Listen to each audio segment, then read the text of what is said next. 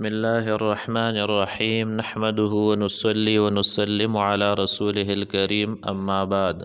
عن ابی ہریرہ رضی اللہ تعالی عنہ قال قال رسول اللہ صلی اللہ علیہ وسلم رغم انف رجل دخل علیہ رمضان ثم انسلخ قبل ان یغفر له رواہ الترمذی۔ حضرت ابو ہریرہ رضی اللہ تعالیٰ عنہ فرماتے ہیں کہ رسول اللہ صلی اللہ علیہ وسلم نے فرمایا، اس شخص کی ناک خاک آلود ہو جس کی زندگی میں رمضان المبارک کا مہینہ آیا اور اس کی مغفرت ہوئے بغیر وہ مہینہ گزر گیا۔ رمضان المبارک اللہ تعالیٰ کی طرف سے سال میں مغفرت کا ایک عظیم موقع ہے۔ جو شخص اس مہینے میں بھی اپنی مغفرت نہ کرا سکے وہ حقیقتاً محروم اور بد نصیب ہے۔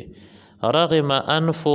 عربی محاورہ ہے جس کا مطلب ہے اس کی ناک خاک آلود ہو جائے، وہ ذلیل و خوار ہو، وہ سخت محروم رہ جائے، یعنی حدیث میں ایسے شخص کی بڑی محرومی اور بدقسمتی کو بیان کیا گیا ہے